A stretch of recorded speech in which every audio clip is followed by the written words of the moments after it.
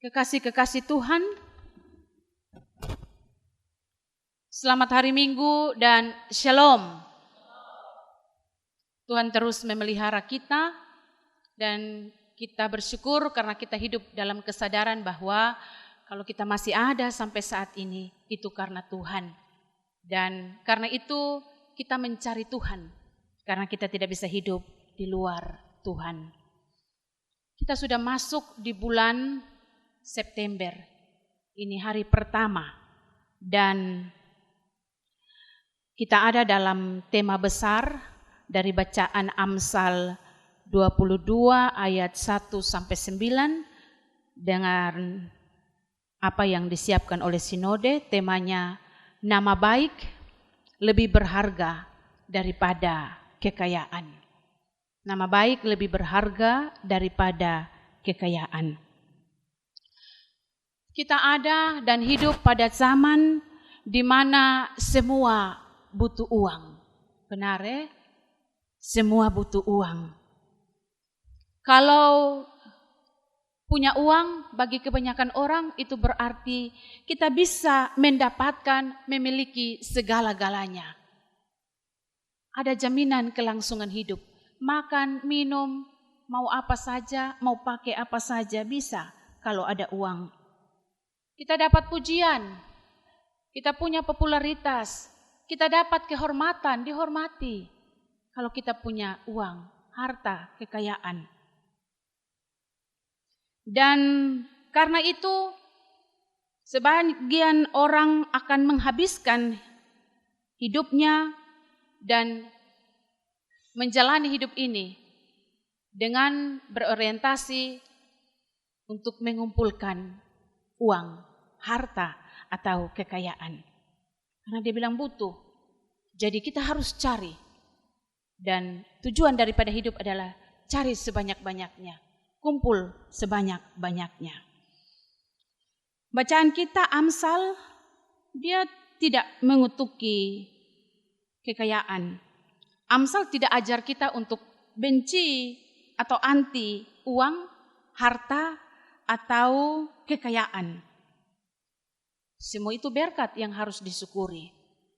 Tetapi Amsal mau kasih ingat kepada kita, kekayaan itu baik, tetapi itu bukan yang terbaik. Kekayaan, harta, uang itu penting, tapi itu bukan yang terutama. Ayat 1, Amsal bilang nama baik, dia lebih berharga daripada kekayaan. Dikasihi orang lebih baik daripada perak dan emas. Untuk punya nama baik ini poin pertama yang kita catat. Kita harus memiliki hidup dalam kerendahan hati dan takut akan Tuhan. Karena kalau kita hidup dalam kerendahan hati dan takut akan Tuhan, maka kita pasti mencatat nama baik kita. Kita pasti akan membuat dan meninggalkan nama yang baik. Karena apa? Karena kalau hidup dalam takut akan Tuhan berarti kita hormat, kita tunduk kepada apa yang Tuhan mau. Apa yang sudah Tuhan buat. Dan apa yang sudah Tuhan Yesus buat dan Tuhan Yesus mau kita buat adalah bagaimana kehidupan kita menjadi berkat. Kehidupan kita bermanfaat. Kehidupan kita menjadi berarti, memberkati banyak orang. Karena bicara tentang nama baik, berarti bicara tentang perjalanan hidup, bicara tentang ajaran, bicara tentang teladan yang dia tinggalkan. Itu menjadi perenungan untuk saya dan Bapak Mama. Sejauh mana hidup kita menjadi teladan, perilaku kita, ajaran kita, sesuatu yang kita buat, tampilkan dalam kehidupan kita, meninggalkan nama yang baik. Dan yang tadi, nama baik itu, kalau kita memiliki kerendahan hati dan takut akan Tuhan. Di ayat yang ke-6 dikatakan di sini, didiklah orang muda menurut jalan yang patut baginya, maka pada masa tuanya ia pun tidak akan menyimpang dari jalan itu. Ini mau menggambarkan kepada kita bahwa Biasa kita sebut orang muda itu dalam tahap pencarian jati diri. Dia sementara mencari mana yang baik untuk dijadikan panutan atau pedoman hidup, tuntunan hidupnya. Dan Amsal mengatakan bahwa hanya dalam takut akan Tuhan, hanya dalam kerendahan hati, itu yang akan menuntun kita untuk memiliki nama yang baik. Dan firman ini mau kasih ingat kita, buat apa-apa pikir-pikir dulu. Karena semua yang kita buat itu akan dicatat sebagai yang baik atau yang buruk, yang kita tinggalkan, yang kita bagikan, yang kita tunjukkan. Hidup dalam kerendahan dan takut Tuhan juga oleh Amsal digambarkan bagaimana kita punya kebaikan hati untuk memikirkan orang lain. Ayat 9 bilang orang yang baik hati akan diberkati karena ia membagi rezekinya kepada si miskin. Memang kita tidak akan pernah puas untuk sebuah kekayaan. Kita akan berjuang menghabiskan separuh bahkan hampir seluruh waktu untuk memiliki harta, uang, menumpuk kekayaan. Tetapi firman Tuhan mau ingatkan kepada kita di sini bahwa mari kita belajar untuk tidak ingat diri sendiri, tidak pikir diri sendiri. Tumpuk juga tidak akan pernah berkelebihan, bagi pun tidak akan pernah berkekurangan.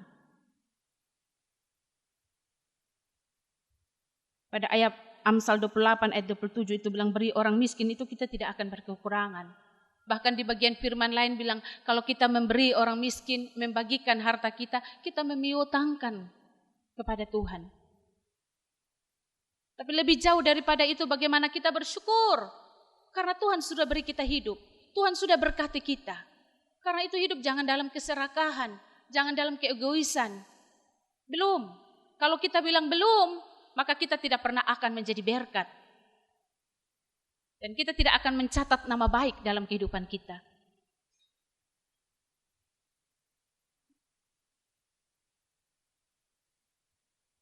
Refleksi ini datang kepada saya dan Bapak Mama.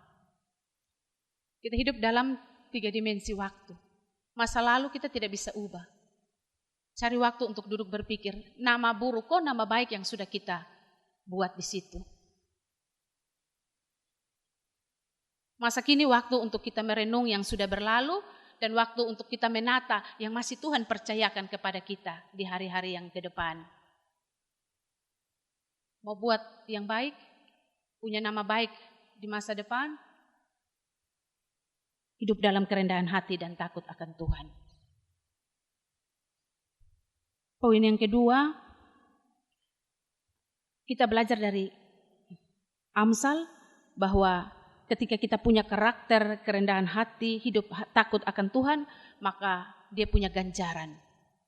Jadi memang firman Tuhan ini mau ingatkan kepada kita bahwa kita harus tahu dalam menjalani hidup ini menempatkan Tuhan sebagai yang utama atau yang terutama atau yang keberapa. Tahu diri tentang siapa kita sebagai makhluk ciptaan Tuhan yang terbatas kok atau kadang-kadang menjadikan Tuhan atas hidup kita. Jadi kita berolah-olah selaku Tuhan atas hidup kita. Karena itu kita tidak pikir lagi ganjaran tentang apa yang kita buat. Tapi Amsal mau ingatkan kita. Ganjaran daripada kerendahan hati dan takut akan Tuhan. Ketika kita mau mencatat nama yang baik. Maka yang kita cari tadi itu kekayaan, kehormatan, kehidupan dengan sendirinya ikut di belakang kita. Jadi bagian kita. Pertanyaan bagi kita, seberapa banyak waktu dalam 24 jam ini yang kita habiskan untuk cari ini uang, cari harta, kumpul kekayaan. Berapa banyak waktu yang kita pakai untuk pikir bagaimana cara mendapatkan uang ini. Jangan sampai semua waktu kita habiskan untuk memikirkan harta, berkat itu, tetapi kita melupakan sumber berkat itu. Pada akhirnya toh kita tidak bawa apa-apa ketika kita meninggalkan dunia ini. Pada bagian di Injil Matius bilang, harta di dunia, uang, kekayaan, warisan, tanah, semua yang kita miliki itu, dia bisa habis. Dia bisa dirusak oleh ngengat dan karat. Tetapi nama baik ditinggalkan. Bahasa yang tidak asing lagi bagi kita. Manusia mati meninggalkan nama, gajah mati meninggalkan gading. Apa yang mau kita tinggalkan? Ganjaran tentang hidup dalam kerendahan hati dan takut akan Tuhan sehingga memiliki nama yang baik ini juga datang kepada kita untuk mengingatkan kepada kita bahwa ganjaran daripada itu tidak saja berkat-berkat kekuatan, kehormatan, kekayaan, kehidupan, tetapi juga dikasihi oleh orang. Bapak Mama, terlalu luar biasa kalau hidup kita itu dicintai oleh orang. Mencintai apalagi dicintai dan dikasihi. Saya pikir omong kosong kalau ada orang yang bilang, saya tidak butuh untuk dicintai oleh orang lain. Sesungguhnya dia hidup dalam kegersangan hati, kehancuran yang dalam, yang mungkin dia tutup dengan topeng kemunafikan. Senang tapi sebenarnya dia tidak punya damai sejahtera dalam hidup. Orang yang hidup saling membenci, yang hidup saling iri, itu tidak punya damai sejahtera di dalam hatinya. Tetapi yang kita mau adalah bagaimana kita hidup untuk dicintai, untuk dikasihi. Dan itu lebih baik. Supaya kita dapat menikmati hidup ini. Uang tidak ada pun juga kita merasa bahwa kita berarti. Sekali lagi ya, bukan berarti kemudian kita menerima nasib tanpa berjuang. Karena sesungguhnya Tuhan kasih kita hikmat, kasih kita kekuatan untuk kita mengelola segala sesuatu sebagai saluran dari berkat yang Tuhan siapkan. Namun uang bukan tujuan. Uang hanyalah alat untuk kita mengelola itu, menikmati hidup ini.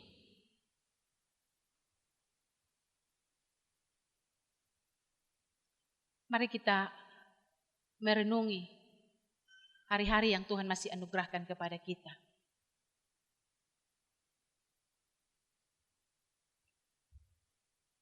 Jangan sampai karena kekayaan, harta atau uang kita menghalalkan segala cara.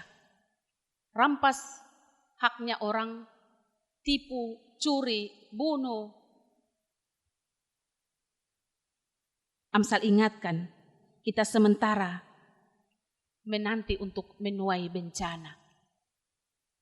Yang kita tabur dalam kecurangan, ketika kita serong dari jalan Tuhan, hati-hati karena kita akan menabur yang namanya bencana. Ini omong juga soal hukum sebab akibat. Hidup dalam kerendahan hati dan takut Tuhan, tentu nama baik yang akan kita catat, dan akibatnya kekayaan, kehormatan, kehidupan Tuhan siapkan. Tuhan kasih untuk kita. Sebaliknya, kalau kita mengutamakan kekayaan dan menghalalkan segala cara, sesungguhnya kita sedang menabur kecurangan dan yang jahat, dan kita akan menuai bencana. Firman Tuhan sudah kasih ingat, jadi jalani hidup ini dengan apa yang sudah firman Tuhan sampaikan. Dari Kejadian sampai pada Wahyu, dalam 2 kitab ini, Perjanjian Lama dan Perjanjian Baru, Tuhan hanya mau kasih ingat kepada kita. Tahu dan belajar menempatkan siapa Tuhan, yang terutama, prioritas di dalam kehidupan kita. Tidak ada yang lain. Dan karena itu hidup juga, tahu bahwa kita ini hanyalah ciptaan Tuhan. Tuhan menciptakan segala sesuatu untuk kita nikmati. Tapi jangan berhalakan berkat-berkat Tuhan itu. Tapi cari Dia, sembah Dia yang adalah sumber berkat itu. Semua kehidupan kita akan punya ganjarannya. Dan karena itu terakhir dalam Wahyu itu, Dia mau ingatkan kepada kita. Firman Tuhan sudah omong, jadi pilihan ada di dalam kehidupan kita untuk mau menjalani hidup ini seperti apa. Dan pada akhirnya Wahyu bilang begini, yang berbuat jahat, biarlah dia terus berbuat jahat. Barang siapa yang cemar, biarlah dia terus cemar. Barang siapa yang benar, biarlah dia terus berbuat benar. Barang siapa yang kudus, biarlah ia terus menguduskan diri. Karena Yesus Kristus akan datang bawa upah untuk membalas setiap orang menurut perbuatannya. Kita ada kumpul catat nama baik yang akan menyelamatkan jiwa kita dan juga mengalami berkat di dunia ini, atau kita sementara menimbun apa yang jahat dan siap untuk menerima bencana dalam hidup di dunia dan juga penghakiman kekal di sorga. Silakan memilih, dan pilihan itu ditentukan bagaimana kita menjalani hidup ini. Tuhan memberkati kita dengan kebenaran firman-Nya. Amin.